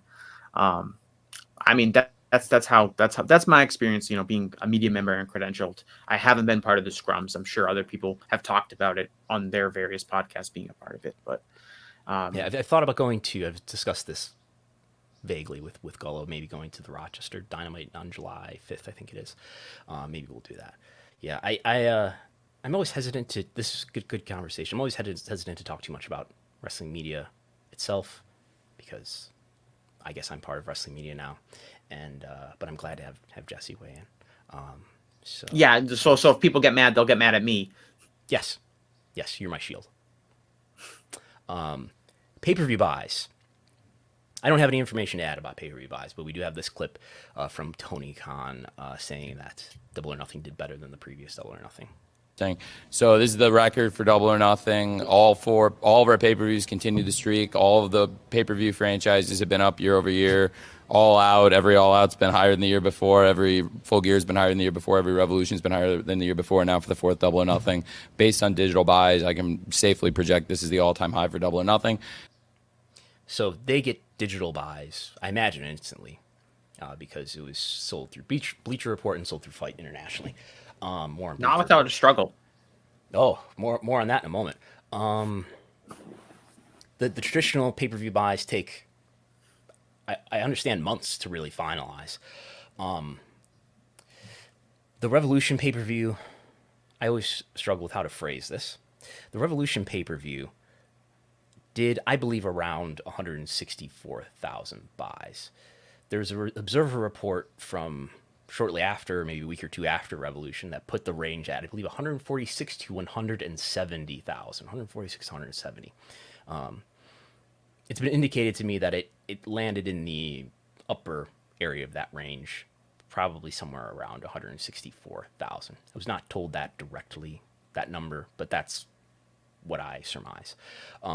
So what did the Double or Nothing pay-per-view do? If it did better than the last Double or Nothing, that means it did better than 115,000 buys. I've discovered lately through Google Trends that if you look at the 2 days after an AEW pay-per-view, you do see a pretty strong relationship between at least what I believe the buys have been and what the web search is like after that. And it would appear to land, if we look, this is the worldwide measurement, this is the US measurement, it would appear to have landed, that would be 125, this would landed at about 130. Who knows if this will hold, but 100, and especially considering the Bleacher Report issues, but 125 to 130 based on web searches where this model would predict the buys landed. That said, I have been charged twice for this pay-per-view, so I want everyone to take that into account whenever you hear the pay-per-view buys reports, that I was charged, that I account for 2 buys, because I still haven't gotten a refund. This is my customer service complaints segment. I've attempted through Bleacher Report customer service to get a refund, but I have paid $100 to watch this pay-per-view. I don't know if you had any struggles, Jesse, but I had to try for, I guess just overwhelmed. I thankfully I had to try for. It took me 30 minutes to finally buy this paper. Well, I thankfully was not charged twice for it, but I attempted to buy it many times it was a variety of issues. It wasn't just one thing. It wouldn't let me log into my Bleacher Report account first. Then it wouldn't let me click on like the buy pay-per-view button. Then it wouldn't accept my debit card. Then it wouldn't accept my credit card. And it took a while, I would say, probably until 7:50 Eastern time, so like 10 minutes before the show started, did I actually able to get the show up and running. So that was my only, and to be fair, that's actually been my only negative experience with Bleacher Report. I've been generally pretty impressed how easy it has been to use and how the quality of the stream that I've been able to get for all of AEW's pay-per-views. And it was, everyone, it wasn't just me and you, Brandon. Everyone was talking about it and reporting it. And they even said, I think on the broadcast, on the pre-show. At the very end of the buy-in, Tony Schiavone said that Bleacher Report is back up and running. So they said, they felt like we've had they issues. need to acknowledge it. And after that happened, it did seem like I didn't see any more complaints about it. So it did seem like there was a bug that they needed to fix. It's bad timing for AEW. So Tony usually alludes to the pay-per-view number in the press conference, in the press scrum. Does he? This is the first time I've ever heard him, that I recall him doing that. Oh no, he's definitely said it before. He definitely has said things like, "This is our biggest pay-per-view." I think he said we've done our biggest pay-per-view ever. I think he said we did more than last year. show, I feel like he's definitely commented on it before, to the point that I think you could probably see, like, I don't know if he's ever like lied about it or he's ever been inaccurate. So I would assume, just if your assumption is correct, based on the Google data analysis, your guesstimate on that end is, I would say that would be kind of disappointing given the growth the company has had over the past year. It would be lower than either Full Gear or Revolution if Right, it and only this had was 130. and this was CM Punk winning your title for the first time, which is something that he Mm-hmm. can only do once, although perhaps he will try to win it again for the first time again. But as part of the interims, the battle of the interim champion. But it was this also, you have the Bleacher Report issues, which, if you're being charged twice, maybe it inflates the number as opposed to deflates it. But I think maybe some people who are on the fence stop buying it. It was competing with the Game 7 of the Eastern Conference Finals, so there was heavy sports competition on the same night, to the degree that Tony decided the show should be 40 hours long. So I'd love to know that data. I'd love to know that data analysis. The people who bought the pay-per-view for like just the main event, and like bought it at like 12:30 a.m. Eastern time. We don't have the audio of this, but he does mention that they saw late buys. He was expressing that strategy was successful. He doesn't quantify it or anything like that. Mm-hmm. But he did. Well, it's address successful. that. If they sold one, it was successful. Like in that regard, it's about the long-term idea of having a very long pay-per-view, and if that turns away people from watching it. I think UFC, right? Like UFC and boxing, they'll do that a lot because their main event will be on last, and they'll get pay-per-view buys well after the undercard has been underway. And in the case of boxing, oftentimes all people care about is that main event. Right, and I think that's true for a lot of UFC shows too, like especially the bigger ones. Mm-hmm. So I mean, but I would say wrestling's different. You have a complete card. You don't have kind of forgettable bouts on AEW pay-per-views. So like you said, he seemed positive on it, but it was definitely a choice. Mm-hmm. So we'll go to the Business Insider talk about WWE. This is a headline from Business Insider behind their paywall. The headline is WWE shakes up leadership as it targets $100 million in sponsorship and brand revenue with an eye to matching UFC success. I'm going to read an excerpt of this, and in the middle of it, we will go to a clip that the article references, which is a quote from Vince with Pat McAfee back in March. So I'm going to read for a minute here. After both NBC and Fox had boasted of their WWE programming at their upfronts, Stephanie McMahon shared on Twitter that she was taking a leave of absence to focus on her family. In March, McMahon's husband, Paul Levesque, who is a wrestler known as Triple H, suffered a heart attack and retired from the ring, although he remains on the staff with some light duties, which is interesting that they say light duties. Another top executive, Claudine Lillian, who was hired a year ago by McMahon as head of global sales and partnerships, confirmed she is leaving the company. Pause. That's the first I've heard of that Claudine Lillian is no longer with WWE. Claudine Lillian was at least important enough to be included in some mainstream press with quotes from her, along with Stephanie McMahon, particularly in Adweek, I believe she was quoted in. And she was somebody who I was aware of as, I think she took over John Brody's job, I would guess. But she seemed to be somebody clearly aligned with Stephanie, and this article indicates that she was hired by Stephanie. Continuing on, McMahon, who is both an on-air talent as well as a popular executive responsible for advertising and sponsorships, is being replaced in her corporate role as part of a shakeup executed by her father, Vince McMahon, the organization's 76-year-old CEO. Her purview also has included marketing, brand business, and creative services, along with community and entertainment relations. Back in March, Vince McMahon gave an interview on the Pat McAfee show where he says this. We'll play the clip. I don't think about it a lot. Hopefully, if you built something. I should set this up. This is the part where he's being asked by Pat McAfee. Pat McAfee mentions the TV series Succession and whether he thinks about what W will be like afterwards and whether that even bothers him that people have that conversation. So here's Vince's answer to that question from Pat. No, I don't think about it a lot. Hopefully, if you built something, hopefully you want it to continue on, and prosper and grow, whether that's with a family member. Because my view is the business is best for everybody, and whether you're a part of it or you're not a part of it. And you have to treat it as such. You have to be objective, and look at family members, whoever it is, just like you would other employees. And quite frankly, I probably have expected more, out of my family members, which is probably not the right thing either. but we really that's going to be a big deal right there. What you just said, that though. Absolutely. But nonetheless, it's like you have to do the right thing for the business.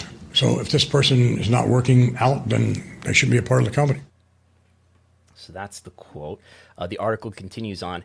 His views were echoed by other insiders at WWE. Quote, family or not, we've got to get the right people in place, end quote, said one company insider, adding that there's only one person in charge, and that's Vince McMahon. WWE is currently interviewing candidates to fill Stephanie's role and grow the company's brand and sponsorship deals. WWE raked in close to $20 million in advertising revenue in the first 3 months of the year, while ad sales are executed by programming partners, including NBCU's USA Network and Peacock, as well as Fox and A&E. WWE has a goal of generating $100 million annually via brand partnerships with an eye on the success of Endeavor-owned UFC in the space. On a November earnings call, Stephanie McMahon spoke about WWE's potential in the brand and sponsorship arena. She said, quote, there is no reason in the next 3 to 5 years, we couldn't be in the hundreds of millions of dollars, end quote. That she's talking about the amount of revenue that they would be generating in advertising. Quote, we weren't seeing that growth, end quote, said the company insider of Stephanie McMahon's tenure. When someone is moved out of a company, it's usually the result of something not working. We took stronger control of that a few months ago.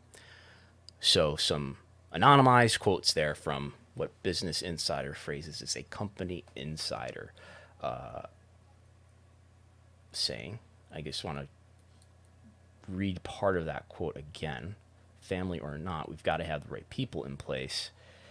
We weren't seeing that growth from Stephanie's department. And when someone is moved out of the company, it's usually a result of something not working. We took stronger control of that a few months ago. It's after reading this, it's hard to imagine her coming back to WWE, at least in the same role as she was when she took this leave of absence, which is chief brand officer. And they've taken out Claudine Lillian, who she seemed to be closely aligned with. What often happens when an executive is removed, the people who they hired are also removed. This is the outlook doesn't look better after reading this article for Stephanie and WWE. I still think there's a lot of. I found reading the article, it seems like there's still a fair amount of projection here, unless, like, as far as what actually happened with Stephanie, we don't really know. She was not publicly fired. She was not let go. She said she was stepping down from her duties in almost in a way of taking a leave of absence. And WWE released a statement. Which is how it was phrased, leave of absence. Yeah, and WWE released a statement saying, her job will be here when she's waiting to come back now. WWE has released a statement. They did release that. As far as I know, they've made no public statement beyond Stephanie's own statement. Ooh. You can correct me if I'm wrong. Maybe I'm conflating Stephanie's statement as the second half of that with Stephanie's. I've talked to W Media Relations about this. Other than that, I've heard no official statement from WWE.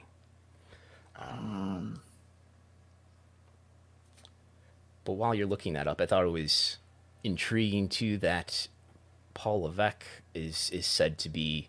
He remains at the WWE staff with some light duties, seeming to indicate that he's not working with the same load as he was before, and certainly I'm told that he's not back in Orlando and he's not continuing to oversee NXT. which Well, I think, surprisingly had a non-takeover special last night. I think with that, so I still don't really know. We don't 100% know why Stephanie left. The presumption, at least in this article, is that she wasn't cutting it in the job and Vince ousted her. That hasn't been reported by anyone else in wrestling media. To my knowledge, no one has been able to confirm. The typical well-sourced people have not been able to confirm that, Vince is always unhappy with her performance and therefore she is gone, or Nick Khan convinced Vince to fire her, or whatever the speculation that people have had about it. This is the first in the language that's used in this article that it was an ouster led by Vince McMahon. That would be news to everyone. I'm kind of a little bit skeptical that that's exactly what happened, because it's not explicitly laid out in the article. I think there's still some projection that's happening from that end. And they got an anonymous quote from Insider. I'm sure there are people there who weren't satisfied with Stephanie's work. I think, she has a role because of nepotism. I don't think anyone would deny that. I think if you're looking at coming in from the corporate world, you would, ask, what is this person's actual true qualifications for this lucrative executive position? Vince has the quote from the Pat McAfee show. Like, again, I think you can take that in a couple different contexts when he says, I've expected more from my family. Does that mean he's disappointed in his family's output in as far as WWE, or he's held them to a higher standard because he expects more out of them? I think that's unclear too. I'd also say that anything Vince said in that Pat McAfee podcast can be taken with a grain of salt. But I'm still not 100% sure. I think we don't really know why she left, and I think there's still some speculation and projection that comes from that to think that this was Stephanie was really bad at her job. Vince got really mad and fired her. I don't know. Are you more confident that's what happened?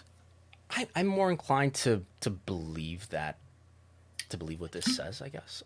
It's not without the realm. It's not outside the realm of possibility. We've seen how the man has treated Shane McMahon. I think there's a lot of.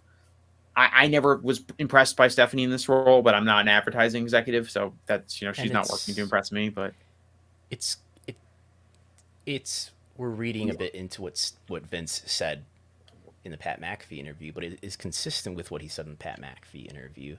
You have to do the right things for business. If that person isn't working out, they shouldn't be a part of the company. That's in the context of him talking about family members. I remember remarking on this program at the time that if I heard that, if I was Stephanie, I'd be pissed. And like, what have I done wrong? Because clearly he's had issues with Shane, 12 years ago, and he's appeared to have issues with Paul Levesque after NXT did not become a media rights a valuable media rights brand. It did not beat Dynamite in the ratings. But in what ways has Stephanie been a disappointment to the same degree? But maybe there was something already happening in that regard at that time. And I could see a Nick Khan regime thinking that under his leadership, which, by the way, that's who's taking over her duties, at least in the interim, Nick Khan. Many of her duties. That's what W Media Relations told me. I could see a Nick Khan regime thinking that they could do a better job appealing to brands and driving greater ad revenue. Well, you would think they could get someone who's maybe more qualified for it. You must know more about this, because to me, I'm not really clear on what Stephanie's job really was. Okay, she's chief branding officer was her official title. I always kind of got the impression that she was someone that would be some sort of corporate public representation of the company. She'd be on the media calls. She would talk about their strategy in articles. She could get featured in the, top women executives, magazine profile or whatever. But was she really in the trenches negotiating advertising deals? Was she really the person who was talking with their corporate sponsors and doing all that? Or how much of her job was the real behind the scenes work, and how much of it was the public perception of the company? I think I said it last time I was on the show. I've always been unimpressed with like things Stephanie said, and they can definitely say from a public perception of the company, she could do a better job, and they could get somebody who could do a better job representing the company. I think Nick Khan does a better job representing the company when he gives, interviews and things like that. But I'd be curious in like, what is Stephanie really responsible for these negotiations that haven't maybe lived up to the standard, or are those other people who are behind the scenes who are wield more actual power in those negotiations as opposed to Stephanie, who's somewhat of a figurehead because her last name is McMahon? I would think she's at least overseeing the people who are doing the negotiations for ad deals, for which would consist of what the things the ads that you see during premium live events that have W talent in them and things like that. But yeah. So she got fired for the Pizza Hut Battle Royal, is what you're telling me. Must have been that. Yeah, maybe The zombie. The zombie battle royal has finally come to roost. So that's that one. Unless you have anything else to add, No. and we'll move to just to we'll run through this real quick because we're pushing up against 2 hours here. The NBA Finals, which the NBA playoffs have done tremendous ratings up to this point. Apparently, the game one of the NBA Finals, which was on Thursday. That was a disappointment in terms of ratings, and I know there's a lot of confusion about what the ratings really were, though, because the fast affiliates or the fast nationals were accidentally released too early. I haven't been following it closely, but I see some chatter about that on Twitter. There is a game 2 tonight. Are you a Celtics fan? Yes. Okay, so Celtics are up 1-0 against the Golden State Warriors, but on Wednesday, Game 3 will happen. It starts at 9, so the second half of Dynamite will go head-to-head with the NBA Finals. On Friday, it starts at 9. Game 4 will go head-to-head with the second half of SmackDown. I'm not sure whether or not Rampage is going to air at 10 this week or earlier. I think it depends on the NHL playoffs. Game 5, if it's not a clean sweep by the Celtics, will go against the last 2 hours of Raw. And that is going to be it for the NBA Finals, because the 19th is, I believe, a Sunday if it goes to a Game 7. That's correct. But the NHL playoffs were in the conference finals, I think, for the NHL playoffs. Dynamite will also be going against, it says time to be announced, but if it's at 8, these other games, this other Avalanche and Oilers game was at 8, so if it's at 8 again this coming Wednesday, that will also go head-to-head with Dynamite. So Dynamite could get killed. It's going to be a great opportunity for people to say, I mean, look, everybody got turned off by the MJF segment. The rating was lower. Right. That's a big element when we were talking about like, oh, will this draw in long term, or we're analyzing the minute by minute data. I'm sure next week they're not going to do a 4.40. If they did, it would be a miracle, and people can make their assumptions from that. But so Dynamite probably going against an NHL game and the finals on Wednesday. That should not say NXT. That's Thursday, going against Impact and probably just Impact, or maybe New Japan also. Friday, SmackDown will go against an NHL game, the Avalanche and Oilers, as well as the NBA final game, if it's during prime time, which I think it would be. I guess, is Edmonton Edmonton's not in the Pacific time zone, right? Is it in the Mountain time zone? I'm not sure about both of these. Canadian. Both of these actually are, because certainly the Colorado Avalanche is. Yes, I'm honestly not sure if Canadian time zones are the same as American time zones unilaterally, but given Edmonton's location in the geographic portion of North America, it should be in the Mountain time zone or the Central time zone, but probably the Mountain one. It's like north of Montana. Yeah. So, and then NXT next week, not this coming Tuesday, but next Tuesday might go against the Game 7 in the NHL. So there's that. A&E, there was an announcement about the A&E content for the W&E content that's coming up. They're going to be doing not just biography series. They're going to be doing. They had 9 listed in the press release. I've learned that there are supposed to be 10 biography episodes. I've not reported this elsewhere, so this is like the first that I'm saying this. But they're going to be doing biography episodes, I believe, at 8. They're going to be doing W Rivals after the 2-hour biography, and then they're going to be doing. It's not Talking Smack. I should have the press release in front of me, but I don't. They're going to be doing 3.5 hours on Sunday night. 3.5 hours of WE content on A&E in conjunction with the biographies. So we know that I've got a schedule. This is a tentative schedule. This has already changed once since I first saw it, but it looks like they're going to do the first episode on The Undertaker, the second episode on Goldberg, the third episode on the Bella Twins, then on Kurt Angle, then on Lex Luger. Everyone's been waiting for that Lex Luger biography to come out on Peacock. We've sort of been speculating here that maybe it'll just be saved for A&E, and lo and behold, it has been saved for A&E. So that's what's happening there. And then there's going to be a DX biography, Edge, Rey Mysterio, WrestleMania 1, and a yet to be confirmed subject, where the series will end on September 11th. So this will run through July 10th to September 11th. So this would be all inside Q3, right? Because Q2 ends June 30th, and then Q3 begins July 1st through September 30th. So all this A&E content will be recognized in the third quarter, and it'll probably get reported in the other media segment within WWE's revenue reporting. It's, I would think, several $1 million of revenue here. And they're also doing these Rivals episodes that are in almost every case are related to the biography episode, which people can see on the screen. They're going to do a Bret Hart and Shawn Michaels Rivals episode, Undertaker and Kane, Rock and Austin, Angle and Lesnar, WWE versus WCW, Mick Foley versus Triple H, Edge versus John Cena, Rey Mysterio versus Eddie Guerrero, and Stephanie McMahon versus Brie Bella. Stephanie McMahon versus Brie Bella was not a part of the press release. I don't know if they just didn't want to mention Stephanie McMahon for some reason at this time.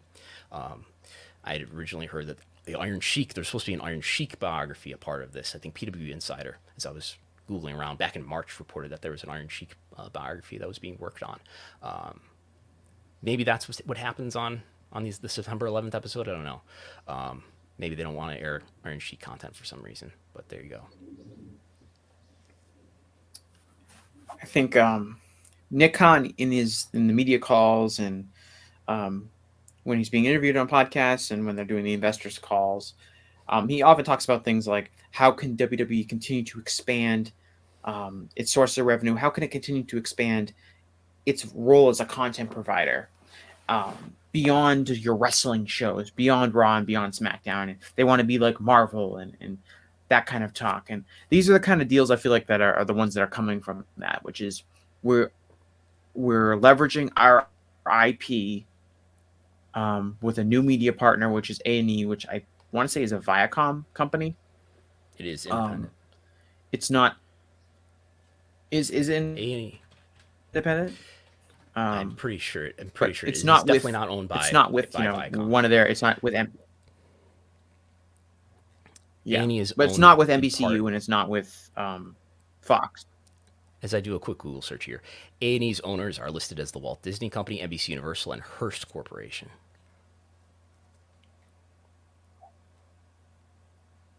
Each own 50%. Okay, well, Hearst I guess Communications and Walt Disney Company is what Wikipedia says, with a footnote coming from something. But it's a new network. It's not like these are airing on USA or they're not airing as part of Peacock package. It's a new deal for them. Again, using their IP to produce content. Obviously they did the A&E biographies. Was it last year that they aired? Yes. Those ones, they apparently must have done well enough for them to now jumping in with both, 2 feet in with now the dual programs. Is the Booker T Peter Rosenberg show going to be on A&E? Yeah, Smack Talk. To clarify what I was saying earlier, at 8:00 p.m. Eastern, there'll be the 2-hour biography. There'll be WWE Rivals, which will be a 1 hour program at 10, and then there'll be I think this is a half-hour program, WWE Smack Talk, featuring WWE legend Booker T, Hot 97, and ESPN host Peter Rosenberg, and WWE host Jackie Redmond. Each half-hour episode breaks down the biggest moments from each Sunday night's episode of Legends and Rivals. So we're seeing the kind of amount of content that WWE can provide. In this would be like a really big example, I think, of what Nick Khan's talking about as far as expanding WWE's ability to produce content beyond just here is our weekly wrestling show. I, as just a general fan of wrestling, I think that these A&E shows can attract a different audience. I would get like my mom being like, "Oh, I was flipping channels the other night and I came across like this Roddy Piper special, and wow, what a crazy life he had." So I do think you can kind of catch people outside of the wrestling bubble. I think a lot of the people that they're featuring this go around that there are basically not characters from the 80s, have less mainstream cachet with your typical channel surfing viewers, which are going to be older people like my parents and people who maybe remember the 80s mainstream names but wouldn't know who Goldberg or Edge are. They have some Attitude Era stuff here, but so I guess the Undertaker they're kicking the series off with, which is probably the one they feel strongest about, and DX. But a lot of these names their peak in popularity would be in the mid 2000s, right? I mean, Angle is there for the latter half of the Attitude Era, but right. It seems like we're shifting from WWE as a company in general. We're shifting away from nostalgia from the 80s.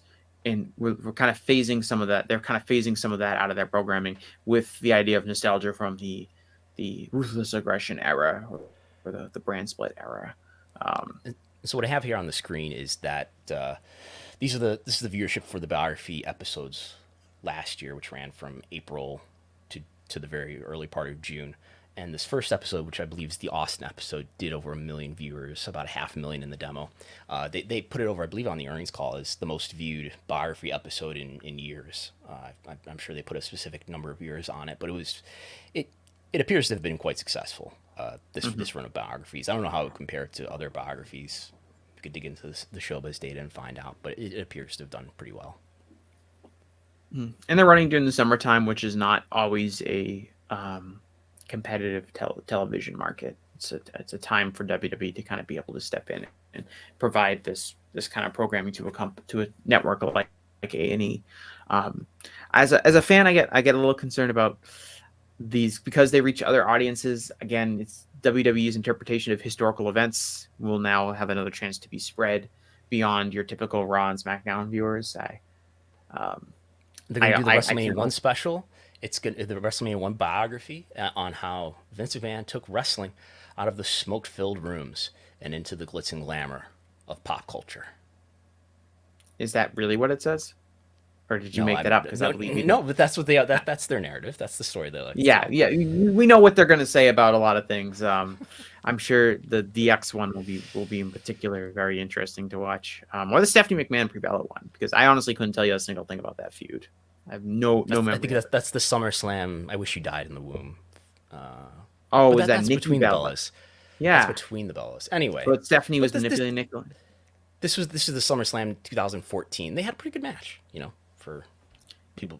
Okay, I do kind of vaguely remember the match, but yeah, it's that'll be that is the last time. And I honestly, all I'll say is I can only imagine what that Booker T Peter Rosenberg show is going to be like. It's and imagine I will, because I will certainly not be watching it. It's going to be compelling television, I'm sure, and they're going to say many things. But I think that's all we have for this week. We might finish this off before the 2-hour timer hits. Any plugs that you have, Jesse? No, just follow me on Twitter at Jesse Collings. You'll be able to keep up with all my stuff. I've been kind of out of. I haven't written anything in a few weeks now. And co-host the Gentleman's Wrestling Podcast. We just did our last episode looking at various ways that Japanese pro wrestling has influenced the American wrestling in 2022. Talk about guys going on excursion, the the wave of independent wrestler, like the Japanese wrestlers becoming independent wrestling draws, which I think is kind of fascinating. That Minoru Suzuki is now like a very prominent independent American wrestler in addition to his role in Japan. And you're starting to see more of those, starting to see like Joshi performers and other performers start getting a lot of bookings in the United States. So we kind of have a long, like 90-minute discussion about that. That's pretty much it. I'm going to be on Josh Nason's Punch Out tomorrow afternoon. I'm not sure when that will run. That's up to Josh, and I'm not even sure what we're going to talk about. I just agreed to do it. So It's the first ever podcast I think I was ever on. I think maybe second, something like that. I think maybe first. Gave you your big break. Yeah, that's and here we are today. The rest is history. Please, where is it? There it is. Hit the thumbs up, share, and subscribe to this on YouTube and on your podcast app. You can subscribe as always. It's the 5th, so this is a great time of the month to get the full value. Get your full value out of the Wrestlenomics Patreon, patreon.com/Wrestlenomics, and get TV ratings reports that I put up every weekday, as well as other information, including you get access to the Wrestlenomics viewership spreadsheet. And we'll be doing a Who's a Draw podcast with Chris Gullo this coming Wednesday. That will be for subscribers only. So both the video and audio, that's the only way to get it, is to become a subscriber through the Patreon. So thanks to everybody for tuning in. Thanks to everybody for the super chats today and for the normal chats as well. We will talk to you. We'll be back with Chris Gullo. I'm going to mend fences and let him come out and do a work shoot promo next week. So we'll see you then. And thanks as always to Post Wrestling for being our podcast partner. And we will talk to you next time.